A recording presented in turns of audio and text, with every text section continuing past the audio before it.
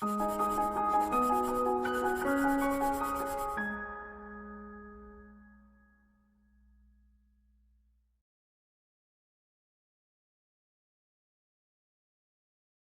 Friends, welcome to pro talent and I am Nitin Parmar. दोस्तों, आपका स्वागत है मास्टर करंट अफेयर क्विकली के अंदर। बीच में कुछ दिन वीडियो नहीं आ रहे थे, आप चिंता नहीं करिए। उन दिनों के PDF will be available on courses.protalentdigital.com।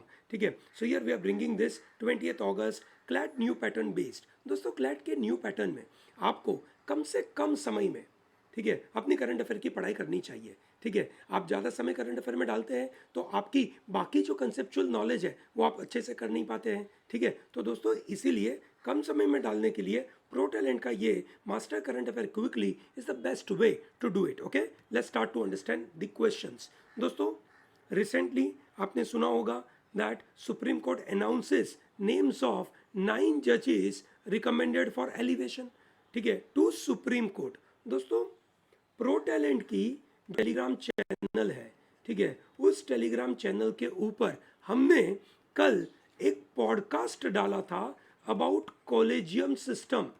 दोस्तों, प्रो टैलेंट की तरफ से you will be getting podcast, ठीक है, on telegram which is related to your current affair and important events. उसके पीछे के जो महत्वपूर्ण मुद्दे हैं वो हम आपको समझाएंगे। बहुत ही छोटा सा पॉडकास्ट रहता है, 3 4 5 मिनट का। प्लीज उसको अच्छे से देखिएगा दोस्तों। ठीक है, तो उसी मुताबिक यहाँ पे सवाल है। ठीक है, the exercise of power conferred by article number 124, the appointments are made by the president of India with respect to the judges of the Supreme Court. Is this statement true? Yes, that is right. ठीक है दोस्तों, supreme court के जजेस का appointment is made by president of India. Okay, number 1। Number 2, the names are recommended by collegium. Yes, collegium में कौन है? 1 chief justice of India and 4 senior most जजेस। ये सुनो दोस्तों, आंसर होना चाहिए इसका सी। और इस बार कौन से 9 लोगों को रिकमेंड किया है? 3 फीमेल जजेस, ठीक है, और 6 मेल जजेस। 3 फीमेल जजेस को देखकर ये तो पक्का लग रहा है दैट इस बार अगेन से हमारी जुडिशरी, हमारे सुप्रीम कोर्ट ये सोच के बैठे हैं that we will ensure equality. दोस्तों, ऐसा लग रहा है कि अगर जस्टिस बी नागरत्ना अगर सुप्रीम कोर्ट की चीफ जस्टिस बन गई, सॉरी सुप्रीम कोर्ट की जज बन गई, there is a good possibility that she will become the first female chief justice of India. ये संभावना पैदा हो सकती है। आपको पता होगा चीफ जस्टिस ऑफ इंडिया बनने के लिए, ठीक है, सिंपल सा रूल है, the person should be the senior most जज of the supreme court lot. Okay, चलिए ग्रेट दोस्तों। सीनियर मोस्ट मतलब लंबे समय से आप वहां पे सुप्रीम कोर्ट के अंदर हो भाई, एज की बात नहीं है। ठीक है, when we talk about criminal law in India, now why are we talking about criminal law? दोस्तों, there has been a demand which is being made by BJP leader Ashwini Upadhyay. He filed public interest litigation. दोस्तों, ये PIL को detail में समझाने के लिए I have made a podcast. दोस्तों, this podcast is available on pro talent का telegram channel. Please इसको फॉलो करना भूलिएगा मत। ठीक है, प्रो टैलेंट का स्पेशल क्लैट 2022 का एक स्पेशल एक से हमारा चैनल है, प्लीज उसको फॉलो करिएगा। उन्होंने डिमांड करी that we need very comprehensive Indian penal code as well as strict penal code so that there are no corruptions. So उसी रिस्पेक्ट में अगर हम बात करें, criminal law and criminal procedure are in the concurrent list of 7th schedule of the constitution। दोस्तों, IPC जो बनाया गया है पूरे देश में लगता है, हावेवर उसको इम्प्लीमेंट करने के लिए जो पुलिस लगाई जाती है, ठीक है, वो स्टेट के लिस्ट में है। ठीक है, कॉन्स्टिट्यूशन के अंदर लॉ बनाने का अधिकार is in the end of a centre और उसको इंप्लीमेंट करने का power. So this statement is not right. Lord Thomas Macaulay is said to be the chief architect of the codification of criminal law in India. That is true.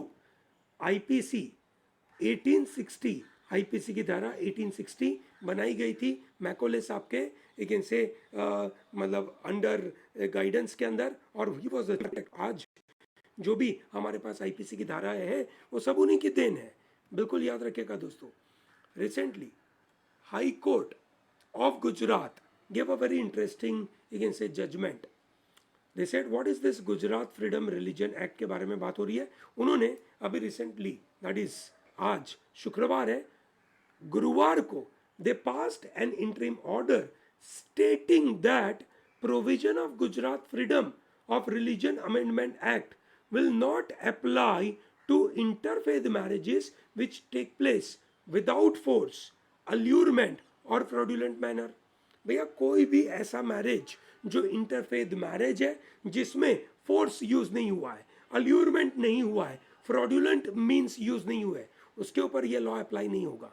तो दोस्तों इसके ऊपर आपके लिए अच्छा सा सवाल, it proposes punishment to the tune of 3 to 10 years in jail or possible or fraudulent religious conversion through a marriage. Yes, it amends Gujarat Freedom of Religion Act 2003. The amendment aims to reduce emerging trend where women are lured to marriage for the purpose of religious conversion. True answer is all of them. Okay, याद रहेगा दोस्तों, ये दो जज बैठे थे, chief justice थे Vikram Nath and justice you can say Biren Vaishnav ने ये जजमेंट दिया था। This is Gujarat high court का ये जजमेंट है। What is not included in the provision of foreigners act 1946?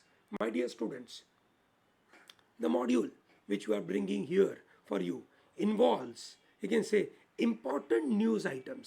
ठीक है, अब आप यूजी एग्जाम देने की कोशिश कर रहे हो, CLAT UG. Okay, CLAT UG में आपको जो जो जानकारी चाहिए वो जानकारी एक छोटे से में 20 मिनट में आपके सामने है। ठीक है, आपको बहुत ज़्यादा चीज़ें और पढ़ने की आवश्यकता नहीं है। दोस्तों फॉरेनर एक्ट 1946 के बारे में छोटी सी बातें समझ ले। दोस्तों हम चाहते हैं कि जो फॉरेनर है उसको एक्सपल्ड कर दे, एक्सपल्जन करे, इस देश में से निकाल दे। क्यों बातें हो रही है? तालिबान ने अफगानिस्तान को कैप्चर कर लिया, अब अफगानिस्तान के कुछ लोग इंडिया में रहते हैं, उनके साथ क्या होगा? मार दिया जाए या छोड़ दिया जाए? बोल तेरे साथ क्या सुलूक किया जाए? इस माहौल में हमने फॉरेनर एक्ट 1864 लेकर आया था। ये पहला इनेक्टमेंट में बनाया गया था विच प्रोवाइडेड एक्सपल्जन ऑफ फॉरेनर्स, कि उनको अरेस्ट किया जाएगा, डिटेन किया जाएगा, फॉरेनर को बैन किया जाएगा। और इसीलिए हमने पासपोर्ट का इंट्रोडक्शन किया, passport entry to India act 1920 लगाया गया। ठीक है, जिसके द्वारा government was empowered to make rules requiring person to enter into India in the position of the passport, valid passport. कैसा पासपोर्ट? जिस देश के द्वारा हमारा अप्रूवल है उस देश का पासपोर्ट हम एक्सेप्ट करेंगे। It also granted government to a power to remove any person from India who has entered in India without a valid passport। हम उनको निकालने की कोशिश करेंगे। और आई महत्वपूर्ण चीज 1940 में क्या आया? The concept of burden of proof, कि भैया आप इस इंडिया के मेंबर हो कि नहीं, आपके पास वैलिड पासपोर्ट है कि नहीं, उसका बर्डन ऑफ प्रूफ किसके ऊपर था? It lies with the person. ठीक है, फॉरेन एक्ट 1940 के अंदर, ठीक है, सेकेंड वर्ल्ड वॉर के द्वारा बनाया गया, wherein the concept of burden of proof was introduced. This meant that whenever a question arose with regard to nationality of a person, the onus of proving nationality was, you can say, on the person himself. He has to prove why he is not a foreigner. ये उसको prove करना पड़ेगा। Foreigner act 1946 लेकर आए जिसने foreigner act 1940 को replace किया। It conferred wide power to deal with all foreigner. The act empowered government to take some steps including use of force. ठीक है, the concept of burden of proof lies with the person and not with the authority. It was still applicable in all states and union territory. This concept was upheld by Constitution Bench in Supreme Court as well. The act empowered government to establish tribunal which would have powers similar to those of civil court. 2019 में amendment के द्वारा foreign tribunal order वो order के द्वारा, ठीक है, the you can say they empowered even district magistrates in all states tribunal कि ये बंदा लीगल है या इलीगल है, तो एनआरसी के द्वारा नेशनल रजिस्टर फॉर सिटीजन्स, ठीक है, जो आसाम में लगाया गया था, उसके अंदर इसका महत्वपूर्ण यूज हुआ। ये सुनो, उसका काफ़ी महत्वपूर्ण यूज हुआ। तो सवाल ये पैदा किया गया कि फॉरेनर एक्ट के मुताबिक क्या चीज़ इसमें इंक्लूडेड नहीं है, ठीक है। It replaced foreigners act 1940 conferring wide powers to deal with foreigners. Yes, सही बात है। It empowered government to take such steps as are necessary to prevent illegal migrants including use of force। सही बात है। The concept of burden of proof lies with the person and authority। गलत। Yes or no? It lies with the person। They have originally empowered the government to establish tribunal which would have power similar to those of a civil court। ये भी बात सही है। Answer हो जाएगा आपका सी। समझ आया? आप समझ फॉरेनर्स एक्ट 1946 उसके द्वारा जो ट्राइब्यूनल है और उनके हाथ में जो पावर है, ये सब आपको यहाँ पे बस 3-4 मिनट में सब समझ में आ गया। बहुत अच्छी बात है, इतना तेजी से पढ़ना बहुत अच्छी बात है। वापस बात हो रही है दोस्तों, ठीक है, तालिबान के लिए। और यहाँ पे ठीक है से हमारे जो एक्सटर्नल अफेयर मिनिस्टर है, उन्होंने कहा था कि हमें पीस कीपिंग फोर्स की भी अगर ज़रूरत पड़े तो हमें ज़रूरत लगानी चाहिए। यूनाइटेड नेशन के द्वारा हम लेकिन अफगानिस्तान में जा सकते हैं और इसकी ज़रूरत पड़ेगी, ऐसा लग रहा है, ठीक है। United Nation peace keeping force के बारे में क्या स्टेटमेंट सही है? It is a joint effort between department of peace operations and department of operational support. True है। Every peace keeping mission is authorised by security council. True. Remember this, ठीक है दोस्तों। पीस कीपिंग फोर्सेस, जिसको blue beret भी कहा जाता है, blue helmet पहनते हैं ये लोग, ठीक है, जो आपको यहाँ पे दिख रहा है ब्लू हेलमेट, वैसा पहनते हैं, ठीक है। It place a very crucial role especially for India's vision of ensuring international peace। This is what S. Jaishankar said at a meeting of UNSC on Wednesday amid Taliban takeover of Afghanistan कि भाई peace keeping will play a very important role. आपको पता होगा अगस्त के महीने में, ठीक है, यूएन सिक्योरिटी काउंसिल के चेयरमैन पोस्ट के ऊपर लेकिन से इंडिया है, ठीक है दोस्तों। यूनाइटेड नेशन सिक्योरिटी काउंसिल में 10 लेकिन से अस्थाई मेंबर, नॉन परमानेंट मेंबर होते हैं और 5 परमानेंट मेंबर होते हैं। इंडिया अभी इन अस्थाई मेंबर में 2 साल के लिए इलेक्ट हुआ है। और फिर अल्फ़ाबेटिकल ऑर्डर में ये जो यूएन सिक्योरिटी काउंसिल की जो से डिस्कशन होता है, उसकी जो चीफ की पोस्ट होती है, चेयरमैन की पोस्ट होती है, वो रोटेट होती है, ठीक है। तो वो इंडिया का अभी 2021 में, तो हमने इसका फ़ायदा उठाने की कोशिश करें। अगला आने वाला दिसंबर 2022 में, ठीक है, तब तक हमें अभी कुछ काम कर देना चाहिए। Cattle island was in the news. Cattle island क्यों न्यूज़ में था? उड़ीसा में, ठीक है, कैटल आइलैंड के बारे में बात हो रही थी दोस्तों। इट इज़ सबमर्ज्ड हिल, एक हिल है, उनमें नीचे पानी पहुंच चुका है। प्रायर टू डैम कंस्ट्रक्शन ये बहुत अच्छा विलेज होता था, फिर डैम बन गया, तो डैम की वजह से वहाँ पे पानी बढ़ने लगा, तो वहाँ पे जो हिल थी उसके ऊपर में आइलैंड बन गया, ठीक है। तो दोस्तों विलेजर्स ने रीसेटलमेंट के दौरान अपने काउस और बुल्स को वहाँ छोड़ दिया। आज वहाँ पे इतने सारे काउस और बफेलो है। आप देखिए ये फोटोग्राफ मैं आपके लिए लेकर आया हूँ। ये हम बात करें दोस्तों, ठीक है, हीराकुड डैम के बारे में बात करें। हीराकुड डैम महानदी के ऊपर बनाया गया है, सबसे बड़ा इंडिया का सबसे लॉन्गेस्ट डैम है, ठीक है। और उसी लॉन्गेस्ट डैम के नज़रिए से ये हम बात कर रहे थे कैटल आइलैंड के बारे में, विच इज़ इन ओडिशा। याद रखिएगा दोस्तों, the island is about 90 kilometre from Sambalpur town, ठीक है, जो 10 किलोमीटर लेकिन से लंबा है। बहुत बड़ा आइलैंड है, ये बहुत अच्छी बात है दोस्तों।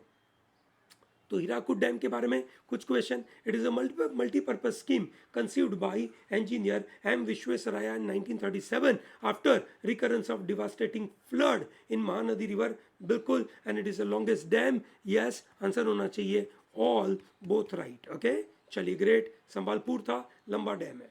सो दोस्तों we are talking about this RBI issue. पहले न्यूज़ समझते हैं, ठीक है, तो फिर क्वेश्चन समझ में आएगा, ठीक है। चलिए देखते हैं the contentious issue that whether banks should disclose inspection report by RBI or not is the big question.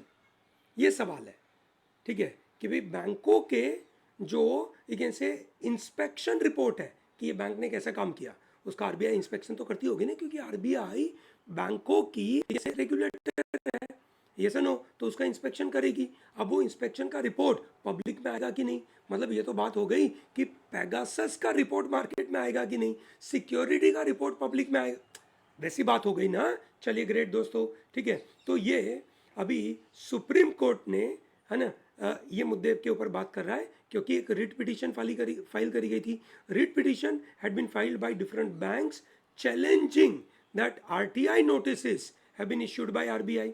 2015 में supreme court had come down heavily on RBI for trying to keep inspection report and defaulter list confidential. ठीक है, कि भैया आप क्यों नहीं दिखा रहे हो, ये सब इन्फॉर्मेशन तो पब्लिक में आ जानी चाहिए कि आपके यहाँ से कितने लोगों ने डिफॉल्ट किया, इसकी इन्फॉर्मेशन तो दो। ठीक है, सो भैया इस तरीके के रिपोर्ट को पब्लिक में डिस्क्लोज कर देना चाहिए आरबीआई को। ठीक है, ऐसा सुप्रीम कोर्ट ने बोला था। सुप्रीम कोर्ट से that RBI has no legal duty to maximize the benefit of any public sector और प्राइवेट सेक्टर।